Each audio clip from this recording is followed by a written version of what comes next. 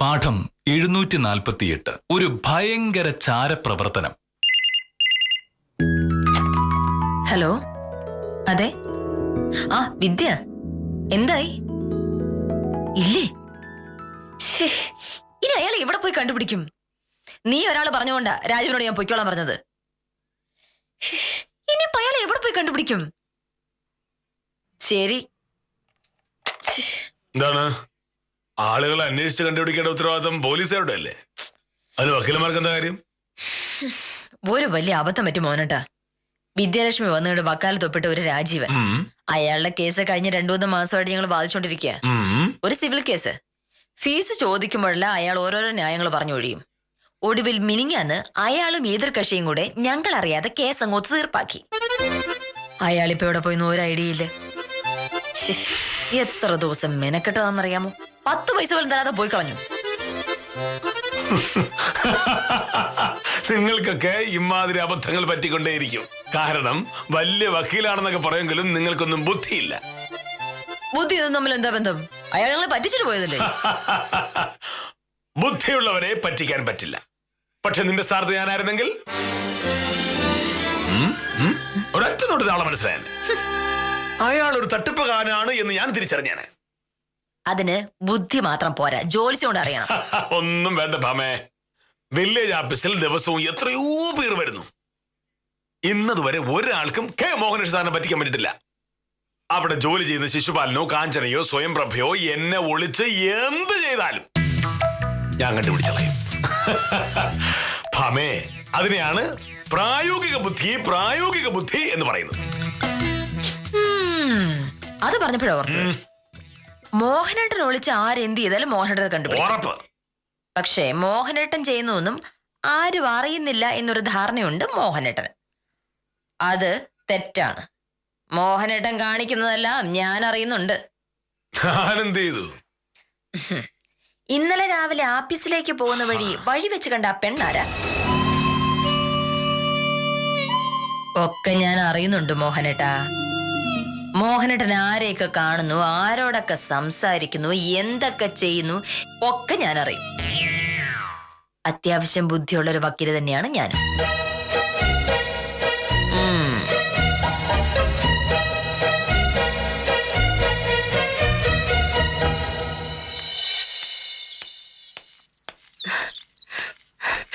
നമസ്കാരം സാർ. നമസ്കാരം സാർ. ഓഫീസിലേക്കല്ലേ? അത്തരം അനാവശ്യ ചോദ്യങ്ങൾ ചോദിക്കരുത്. ഈ സമയത്ത് എല്ലാ ദിവസവും ഞാൻ ഇതുവഴി പോകുന്നത് ഓഫീസിലേക്കാണ്. ഇന്നലെ വില്ലേജ് ഓഫീസ് വന്നിരുന്നല്ലേ? അതെ സാർ. ഞാൻ ഭാനുമതി. ഒരു വരുമാന സർട്ടിഫിക്കറ്റിന് വേണ്ടി വന്നതാ അവിടെ. അപ്പൊ സാറ് പറഞ്ഞു റേഷൻ കാർഡിന്റെ ഒരു കോപ്പി കൂടി വേണോന്ന്. ആ കോപ്പിയുമായി വില്ലേജ് ഓഫീസിലേക്ക് വരുമായിരുന്നു. അതിനുവേണ്ടി മാത്രമായി വില്ലേജ് ഓഫീസിലേക്ക് വരണ്ട. റേഷൻ കാർഡിന് പകർപ്പിക്കാൻ നയിക്കൂ, ഞാൻ കൊണ്ടു കൊടുത്തേക്കാം. അത് ശരിയാണോ സാർ? അതിലൊരു ശരി കേടുമില്ല. നാട്ടുകാർക്ക് വേണ്ടി ഇത്തരം പല സഹായങ്ങളും ഞാൻ ചെയ്തു കൊടുക്കാറുണ്ട്. ഭാനുമതിക്ക് തന്നേക്കൂ. വലിയ ഉപകാരം സാർ. നാളെ വില്ലേജ് ഓഫീസിലേക്ക് വരുമ്പോ ഭാനുമതിയുടെ വരുമാന സർട്ടിഫിക്കറ്റ് എഴുതി വെച്ചിട്ടുണ്ടാവും. ഈ ഉപകാരം ഞാൻ മറക്കില്ല സാർ. ഇതൊരു ഉപകാരമല്ല, എന്റെ ഉത്തരവാദിത്തമാണ്. അതുകൊണ്ട് ഭാനുമതി ഇത് മറക്കുന്നതിൽ എനിക്ക് ഒരു വിരോധവും ഇല്ല. സാറിന്റെ സംസാരം കേൾക്കാൻ നല്ല രസമുണ്ട്. ഇങ്ങനെ സംസാരിക്കുന്ന ഒരാളെയും ഞാൻ കണ്ടിട്ടില്ല. വരട്ടെ സാർ.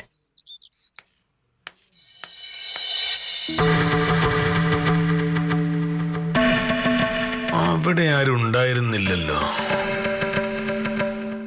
പിന്നെങ്ങനെ അവള് തറഞ്ഞു?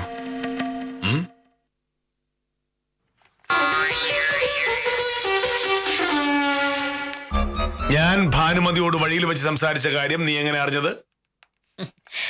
ഞാൻ പറഞ്ഞല്ലോ, മോഹനേട്ടൻ എന്തെല്ലാം ചെയ്താലും അതെല്ലാം വിളിച്ചു പറയാൻ എനിക്ക് ആളുണ്ട്. ആ പെണ്ണ് ഇന്നലെ ഇട്ടിരുന്നത് ഒരു കറുത്ത ചുരിദാറാണല്ലേ? അവളുടെ കയ്യിൽ ഒരു കടലാസ് ഉണ്ടായിരുന്നു. അത് അവള് മോഹനേട്ടന് തരികയും ചെയ്തു. സത്യം പറ, അത് പ്രേമലേഖനമായിരുന്നു? ആ, അങ്ങനെയൊക്കെ പറയാം. ഞാനത്ര വിശ്വസിച്ചിട്ടൊന്നുമില്ല. ആള് മോഹനേട്ടനല്ലേ? എന്താ ചെയ്തുകൂടാത്തത്? മോഹനേട്ടനൊരു ധാരണയുണ്ട്. ഞാൻ മോഹനേട്ടനെ കണ്ണടച്ചങ്ങ് വിശ്വസിച്ച് വെച്ചിരിക്കുകയാണെന്ന്. അത് തെറ്റാ. എന്നെ പറ്റിച്ച് മോഹനേട്ടൻ എന്ത് ചെയ്താലും അതെന്നെ അറിയിക്കാൻ ഞാൻ സകല സ്ഥലത്തും ആളെ വെച്ചിട്ടുണ്ട്. അത് പറഞ്ഞ മോഹനേട്ടൻ അവരെ തട്ടൂല്ലോ. ഞാൻ പറയാനേ പോകുന്നില്ല.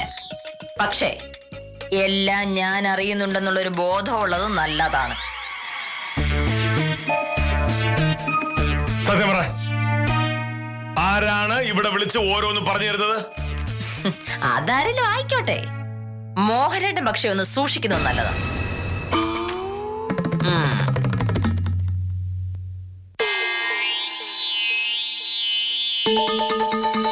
വരട്ടെ സാർ.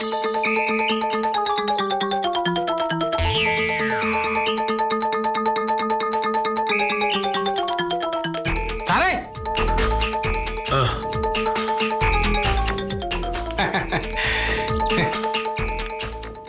നമസ്കാരമുണ്ട് സാറേ. അതെ, ഏത് സാറേ ആ പെൺകുട്ടി? കണ്ടു പരിചയമില്ലല്ലേ? ഈ നാട്ടിലുള്ള എല്ലാ പെൺകുട്ടികളെ ഉത്തമൻ അറിയാമോ? മിക്കവാറും പേരെയൊക്കെ അറിയാം. അതൊട്ടും നല്ല സ്വഭാവമല്ലല്ലോ. എനിക്ക് ഈ നാട്ടിൽ വളരെ കുറച്ചു പേരെ മാത്രമേ അറിയാവൂ. എന്താണ് സാറേ കയ്യില്? ഇതോ? ആ, ഇത് ഒരു പ്രേമലേഖനം. ഇനി എന്തെങ്കിലും അറിയാനുണ്ടോ ഉത്തമന്? സാറിന് പ്രേമലേഖനോ? അതൊന്നും ഞാൻ വിശ്വസിക്കൂല. ഉത്തമന് ഇഷ്ടമുണ്ടെങ്കിൽ വിശ്വസിക്കാം, ഇല്ലെങ്കിൽ വിശ്വസിക്കാതിരിക്കാം.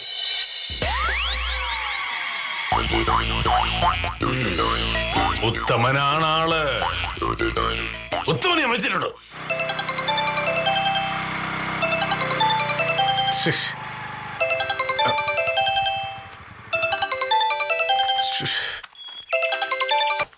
ഹലോ, അതെ ഉത്തമനാണ്.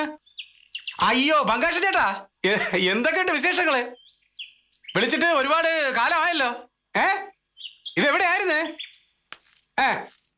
ഓ ഓ എന്തോന്ന് വിശേഷം? അതെ അതെ അതെ. ഓ ഞാൻ ഉച്ച കഴിയുമ്പോ ഫ്രീ ആണ്. അതൊന്നും വേണ്ടെന്നേ. പങ്കാഷ ചേട്ടാ എന്നെ ഒന്ന് വിളിച്ചാ മതി, ഞാൻ അങ്ങോട്ട് വന്നോളാം. ദൂതൻ. എന്റെ പങ്കാഷ ചേട്ടാ, ഈ ഉത്തമം വിചാരിച്ചാൽ അറിയാൻ പറ്റാത്ത എന്ത് കാര്യമാണ് നാട്ടിലുള്ളത്? ഞാനെല്ലാം അറിയും. ഞാൻ ആരാ മോനെന്നേ? പങ്കാഷ ചേട്ടാ, ഞാൻ ഉച്ച കഴിഞ്ഞ് വിളിക്കാമേ, നമുക്ക് കാണാം. ഓ നമസ്കാരം സാറേ. ആരെ പറ്റിയുള്ള രഹസ്യങ്ങളാണ് പങ്കജാക്ഷൻ ചേട്ടന് ഇപ്പോൾ ചോർത്തി കൊടുത്തത്? ചാരാ രഹസ്യം? എന്ത് രഹസ്യം? ഉത്തമൻ ഒരു മാന്യനും വിശ്വസിക്കാൻ കൊള്ളാവുന്നവനുമാണെന്നാണ് ഞാൻ ഇതുവരെ കരുതിയിരുന്നത്. പക്ഷെ അങ്ങനെ അല്ലെന്ന് എനിക്ക് മനസ്സിലായി. സാർ എന്തൊക്കെയാണ് ഈ പറയുന്നത്? നാട്ടിലുള്ള എല്ലാ ആളുകളെ പറ്റിയും ഇങ്ങനെ കഥയുണ്ടാക്കി അവരവരുടെ വീടുകളിൽ പോയി പറയാറുണ്ടോ ഉത്തമൻ? സാറേ, കാര്യം എന്താണെന്ന് വെച്ചാ പറ. ഉത്തമന്റെ ഒരിടവും ഇതിനടുത്ത് നടക്കില്ല. കാരണം എല്ലാം എനിക്ക് മനസ്സിലായി. ഇന്നലെ രാവിലെ വഴിയിൽ വെച്ച് ഭാനുമതി ഒരു പെൺകുട്ടിയോട് ഞാൻ സംസാരിച്ച കാര്യം ഉത്തമനല്ലേ ഭാമയോട് പറഞ്ഞത്? ഞാനാ? അതെ, ഉത്തമൻ തന്നെ. ഞാൻ ഭാനുമതിയോട് സംസാരിക്കുമ്പോ ആ ഭാഗത്ത് ആരും ഉണ്ടായിരുന്നില്ല ഉത്തമനല്ലാതെ. ആ പെൺകുട്ടിയെ പറ്റി ഉത്തമൻ എന്നോട് ചോദിച്ചു. അവൾ തന്ന റേഷൻ കാർഡിന്റെ പകർപ്പ് എന്റെ കയ്യിൽ ഉണ്ടായിരുന്നു. അതെന്താണ് സാറേ എന്ന് ഉത്തമൻ ചോദിച്ചില്ലേ? ഒരു പ്രേമലേഖനമാണെന്ന് ഞാൻ പറയുകയും ചെയ്തു. പക്ഷേ ഉത്തമൻ അതൊരു വലിയ പ്രശ്നമാക്കി മാറ്റി ഭാമയുടെ ചെവിയിലെത്തിച്ചു. എന്റെ പൊന്ന് സാറേ, ഇല്ലാക്കഥ പറയരുത്. ഞാൻ അങ്ങനെ ചെയ്തിട്ടില്ല, സത്യം. ഉത്തമൻ കള്ളം പറയരുത്. ഉത്തമനാണ് അത് ഭാമയോട് പറഞ്ഞത്. ദൈവത്തിനാണ് ഞാൻ അത് പറഞ്ഞിട്ടില്ല. അല്ലെങ്കിൽ തന്നെ ഞാൻ സാറിനെ പറ്റി അങ്ങനെ പറയൂ? വേറെ ആര് പറയാനാ? സാറിന്റെ ആഫീസിലുള്ള ആരെങ്കിലും ആണെങ്കിലാ? ആഫീസിലുള്ളവരോ? സാറ് റേഷൻ കാർഡിലെ പകർപ്പ് ആഫീസിൽ കൊണ്ടുപോയപ്പോഴേ അവര് ചോദിച്ചില്ലേ അതെവിടെ നിന്ന് കിട്ടിയെന്ന്?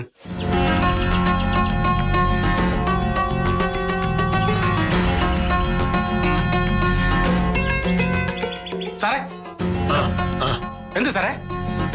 ഞാൻ ആ പകർപ്പ് കാഞ്ചനയുടെ കയ്യിൽ കൊടുത്തപ്പോ കാഞ്ചന ചോദിച്ചു ഇതെവിടെ നിന്ന് കിട്ടി എന്ന്.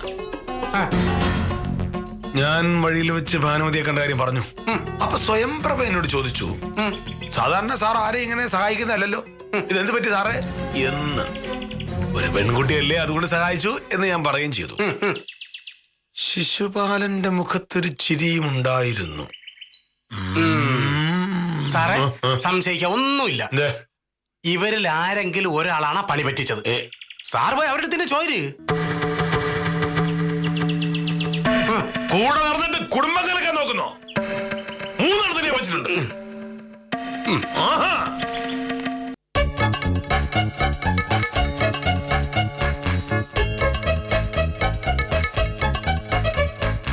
എന്തു പറ്റി കാഞ്ചന സാറേ? നാഗപ്പാടൊരു മൂഡ് ഓഫ് ആണല്ലോ. എന്താ കാര്യം? ഒന്നുമില്ല. ഒന്നുമില്ല എന്ന് പറഞ്ഞോണ്ടായില്ലല്ലോ. സാധാരണ രാവിലെ വരുമ്പോ വാതോരാതെ സംസാരിക്കുന്ന ആളല്ലേ കാഞ്ചന സാറ്. ഇന്നിങ്ങനെ മുഖം വീർപ്പിച്ചിരിക്കണമെങ്കിൽ അതിനൊരു കാരണം വേണമല്ലോ. ഒന്നും പറയണ്ട പ്രഭേ. ഞാൻ ആളുകളോടൊക്കെ വാതോരാതെ സംസാരിക്ക. എനിക്ക് അടക്കോ ഒതുക്കോ ഇല്ലെന്നൊക്കെയാ പ്രഹ്ലാദൻ ചേട്ടൻ പറയുന്നേ. അതിന്റെ പേരിൽ ഇന്നലെ എന്നെ പറയാത്ത വഴക്കില്ല. അതുകൊണ്ട് ഞാൻ തീരുമാനിച്ചു ഇനി അത്യാവശ്യത്തിന് മാത്രമേ വാ തുറക്കുള്ളൂ. എന്റെ കാഞ്ചന സാറേ, ആണുങ്ങൾ ഇങ്ങനെയൊക്കെ പറയും. ഭാര്യ ആരോടെങ്കിലും കുറച്ചൊന്ന് സംസാരിച്ചാൽ അല്ലെങ്കിൽ ഉറക്കെ ഒന്ന് ചിരിച്ച ഭർത്താക്കന്മാർക്ക് പേടിയാ അവരാരോടെങ്കിലും ചാടി പോയാലോ. അതൊന്നും വക വെക്കരുത്. അതൊക്കെ പ്രഭയ്ക്ക് പറയാം.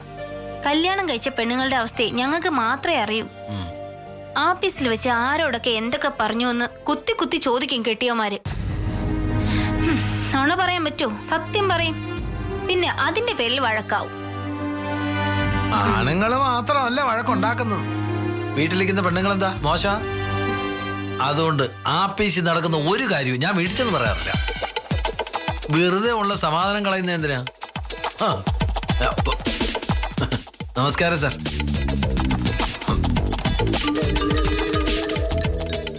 നമസ്കാരം സാറ് ഇന്ന് 5 മിനിറ്റ് താമസിച്ചു. ഞാൻ താമസിച്ച കാര്യം ആരോടെങ്കിലും പറയാൻ ശിശുപാലൻ ഉദ്ദേശമുണ്ടോ? ആരോട് പറയാൻ? മേലുദ്യോഗസ്ഥന്മാരോട് പറയാം, നാട്ടുകാരോട് പറയാം, അല്ലെങ്കിൽ എന്റെ ഭാര്യയോടും പറയാം. സാറെന്താ ഇങ്ങനെയൊക്കെ സംസാരിക്കുന്നത്? ഇവിടെ നടക്കണ എന്തെങ്കിലും കാര്യം ഇതുവരെ ഞാൻ ആരോടെങ്കിലും പറഞ്ഞിട്ടുണ്ടോ? ഞാൻ അത്രക്കാരനല്ല സാർ.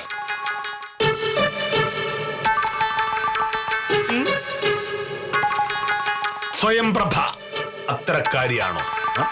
എത്രക്കാരി? ഇവിടെ നടക്കുന്ന കാര്യങ്ങൾ ആരെങ്കിലും വിളിച്ചു പറയാറുണ്ടോ? ഇവിടെ നടക്കുന്ന എന്ത് കാര്യം? ഇവിടെ പല കാര്യങ്ങൾ നടക്കുന്നുണ്ടല്ലോ, അതിലെന്തെങ്കിലും? ഇല്ല സാർ.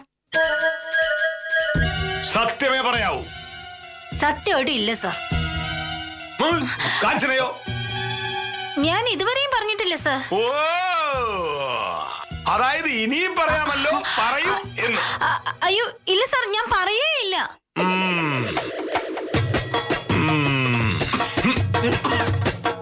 ശരി. നമസ്കാരം സാർ. നമസ്കാരം. ഈ ഭാനുമതിയുടെ വരുമാന സർട്ടിഫിക്കറ്റ് ഇന്ന് കൊടുക്കണമെന്ന് ഞാൻ പറഞ്ഞിരുന്നു. അത് എഴുതിയോ? എഴുതിട്ടില്ല. ഇപ്പൊ എഴുതാ സാർ. അപ്പൊ എഴുതിയിട്ടില്ല? എങ്ങനെ എഴുതും? നിങ്ങളുടെ ഒന്നും ശ്രദ്ധ അതിലല്ലോ, വേറെ ചില കാര്യങ്ങളിലാണല്ലോ. വേഗം സർട്ടിഫിക്കറ്റ് എഴുതാ. എഴുതാ സാർ.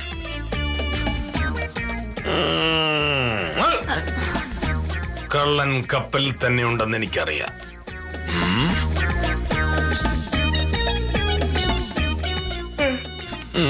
എഴുതാൻ പോവാ സാർ.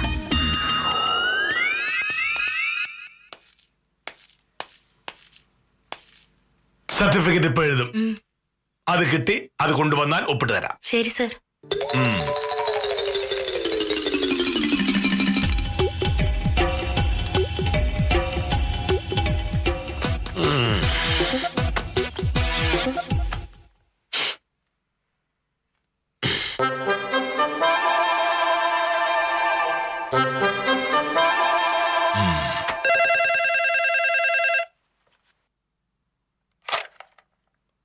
ഹലോ.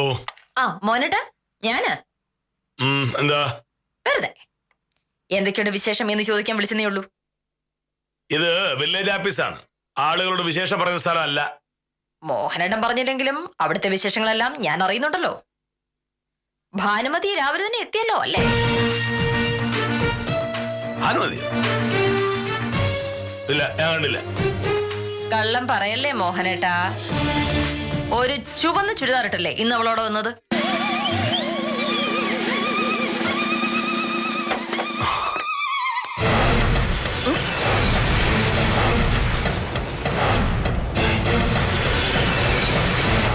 ചുവന്ന ചുരിദാർ.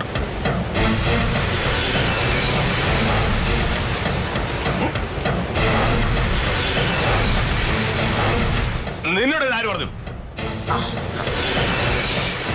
ഞാൻ നേരത്തെ പറഞ്ഞില്ലേ മോഹനേട്ടാ, എനിക്കെല്ലാം അറിയാമെന്ന്.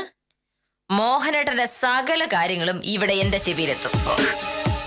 സത്യം പറ, ആരാ നിന്നെ വിളിച്ചു പറഞ്ഞത്?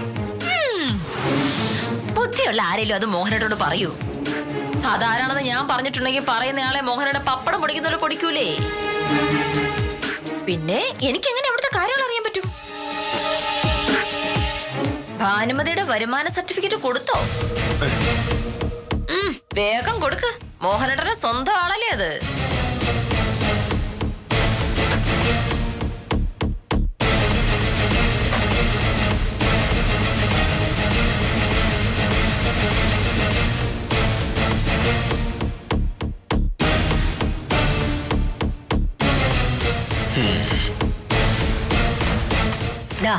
ഇതാണ് സർട്ടിഫിക്കറ്റ്. അകത്ത് പോയി മോഹനേഷ് സാറിന്റെ കയ്യിൽ നിന്ന് ഒപ്പ് വാങ്ങിച്ചിട്ട് ശിശുപാലൻ ചേട്ടൻ സീലടിച്ചു തരും. ഓക്കെ? വലിയ ഉപകാരം മാഡം. ഭാനുമതിയുടെ കാര്യത്തില് മോഹനേഷ് സാറിന് എന്താ ഒരു പ്രത്യേക താല്പര്യം? നിങ്ങൾ തമ്മിൽ നേരത്തെ പരിചയമുണ്ടോ? ഉണ്ടെങ്കിൽ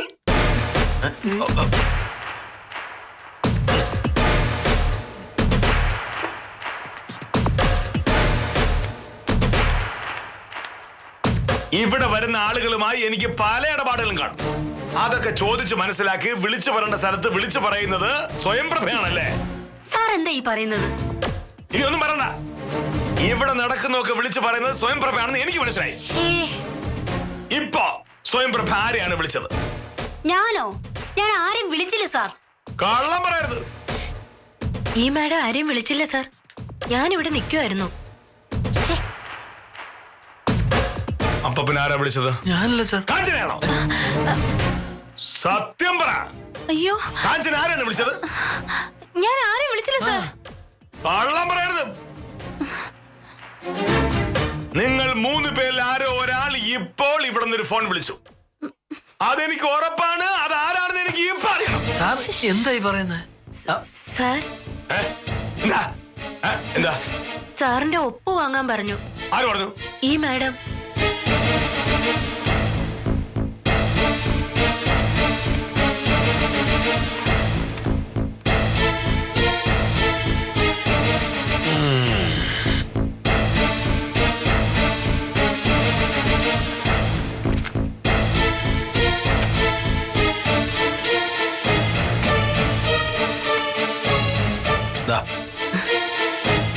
വലിയ ഉപകാരം സാർ. ആ ആ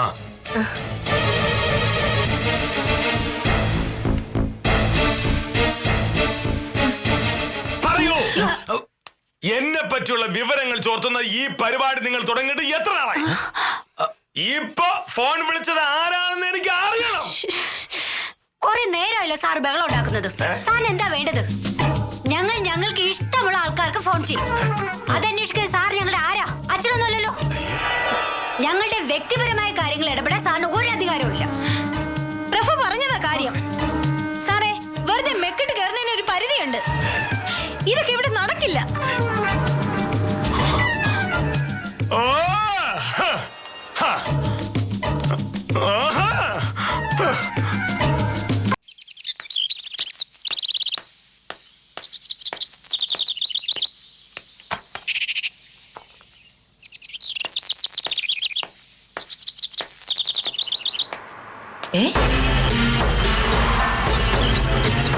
ഇതെന്താ വലിയ അപ്സരത്താ? നേരത്തെ മണി 5 കഴിഞ്ഞതല്ലേ ഉള്ളൂ.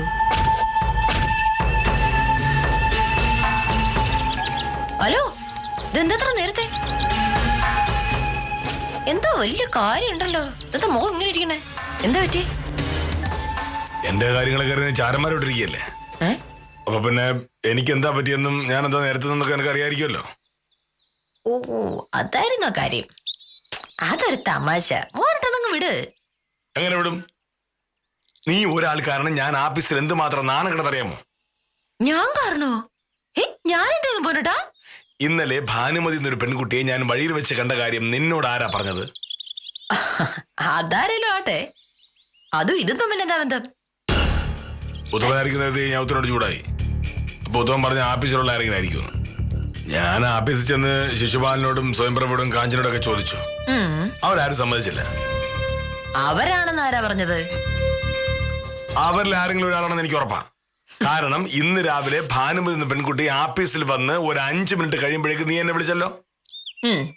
അവരിൽ ആരെങ്കിലും ഒരാൾ പറയാതെ നീ എങ്ങനെ അറിയും? ഞാനത് ഊഹിച്ചതായിക്കൂടെ? ഭാനുമതി വരുമെന്ന് ഉദ്ദേശിക്കാം, പക്ഷെ അവൾ ചുവന്ന ചുരിദാറിനെ ഇട്ടുകൊണ്ടുവരുന്ന എങ്ങനെ ഉദ്ദേശിക്കാൻ പറ്റും? അത്ര കൃത്യമായി പറയണമെങ്കിൽ വില്ലേജ് ഓഫീസിൽ ആരെങ്കിലും ഒരാൾ നിന്നെ വിളിച്ചിട്ടുണ്ടാവും. വില്ലേജ് ഓഫീസിൽ ആ നേരത്തുണ്ടായിരുന്നത് ശിശുപാലനും സ്വയംപ്രഭയും കാഞ്ചനയും മാത്രമാണ്. ഞാൻ ദേഷ്യപ്പെട്ടപ്പോ അവര് തിരിച്ച് ദേഷ്യപ്പെട്ടു. എന്നെ തെളിയില്ലല്ലോ. അവിടെ എനിക്കൊന്നും പറയാൻ പറ്റിയില്ല. നീ കാരണം എന്റെ മാനം പോയി. ഞാൻ കാരണമല്ല മോഹനേട്ടാ, മോഹനേട്ടന്റെ ശ്രദ്ധ കുറവ് കാരണം. ആ രാവിലെ എനിക്ക് ശ്രദ്ധയില്ല എന്നും ശ്രദ്ധിക്കേണ്ട ഏറ്റവും പ്രധാനപ്പെട്ട കാര്യങ്ങൾ എന്താണെന്നൊക്കെ പറഞ്ഞ് എന്റെ മെക്കിട്ട് കയറത് ഓർമ്മയുണ്ടോ സാറിന്? മോഹനേട്ടൻ ഭയങ്കര ബുദ്ധിമാനാണ്. ഒരു സംഭവം അറിഞ്ഞിട്ടുണ്ടെങ്കിൽ അതിന്റെ പിന്നിൽ എന്താണെന്ന് ഒറ്റ നിമിഷം കൊണ്ട് പിടികിട്ടുമെന്ന് മോഹനേട്ടൻ പറഞ്ഞു. അത് പിടികിട്ടിയല്ലോ. പക്ഷേ അവരിൽ 3 പേരിൽ ആരാണെന്ന് മനസ്സിലായില്ല. അവര് 3 പേരും അല്ല എന്നെ വിളിച്ചു പറഞ്ഞത്. കള്ളം പറയണ. അവർ 3 പേരുമല്ലാതെ വേറെ ആരും ഉണ്ടായിരുന്നില്ല ഓഫീസിൽ. ഉണ്ടായിരുന്നു. ശിശുപാലൻ ചേട്ടനും കാഞ്ചനയും സ്വയംപ്രഭയും അല്ലാതെ ഒരാൾ കൂടി ഉണ്ടായിരുന്നു. അത് ഞാനോ? ആരാ? ഭാനുമതി. എന്തേ എന്നെ വിളിച്ചു പറഞ്ഞത്? ഭാനുമതി ആയിക്കൂടെ? ഭാനുമതി എന്തിനാ നിന്നെ വിളിക്കുന്നേ? നിനക്ക് ഭാനുമതി അറിയില്ലല്ലോ. ആര് പറഞ്ഞു? ഭാനുമതി.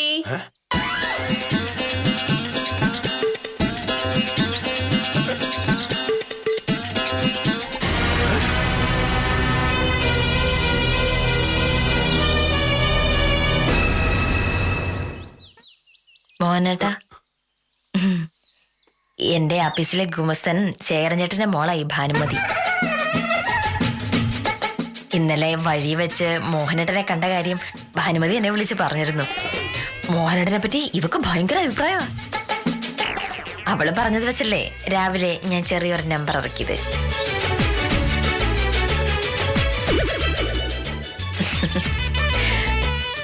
പിന്നെ എനിക്ക് പറ്റിയ അബദ്ധത്തിന്റെ പേരിൽ മോഹനേട്ടൻ എന്നെ കളിയാക്കിയ സ്ഥിതിക്ക് തിരിച്ചു വന്ന് കളിയാക്കാൻ ഞാൻ തീരുമാനിച്ചു. ഞാൻ പറഞ്ഞതിന് പ്രകാരം വില്ലേജ് ഓഫീസിലേക്ക് കയറുന്നതിന് മുന്നേ ഭാനുമതി എന്നെ വിളിച്ചിരുന്നു. ഇതാണ് സംഭവിച്ചത്. സോറി, തമാശക്കാണെന്ന് ചേച്ചി പറഞ്ഞതുകൊണ്ടാ ഞാനിങ്ങനെ ചെയ്തത്. സാറിനെ കളിയാക്കണമെന്നൊന്നും ഇല്ലായിരുന്നു. സർ, അത് ഇത്രയും സഹായങ്ങൾ ചെയ്തെന്ന സാറിനെ ഞാനായിട്ട് കളിയാക്കിയത് തെറ്റായി പോയെങ്കിൽ സാർ ക്ഷമിക്കണം. മോഹനേട്ടനോട് ക്ഷമ പറഞ്ഞിട്ട് പോകുന്നു പറഞ്ഞ് ഇത്രയും നേരം ഇവളോട് നിന്നത് എന്റെ നിർബന്ധം കൊണ്ടാ ചെയ്തത്. അപ്പം അതൊരു തമാശയല്ലേ? സാരമില്ല, ഞാനത് വിട്ടു. ഞാൻ ഇറങ്ങട്ടെ ചേച്ചി. ശരി. ശരി സാർ.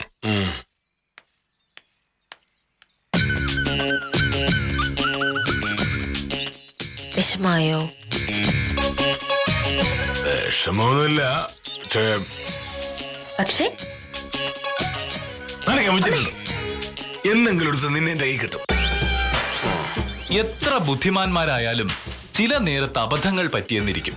ശിശുപാലനെയും സ്വയംപ്രഭയെയും കാഞ്ചനയെയും സംശയിക്കുന്നതിനേക്കാൾ എളുപ്പമായിരുന്നു ഭാനുമതിയെ സംശയിക്കാൻ. പക്ഷെ പറഞ്ഞിട്ടെന്ത് കാര്യം? ബുദ്ധി ആ വഴിക്ക് പോയില്ല. ഈ കളിയിൽ ജയിച്ചത് സത്യഭാമ തന്നെയെന്ന് പ്രഖ്യാപിച്ച് ഇന്നത്തേക്ക് വിടാം.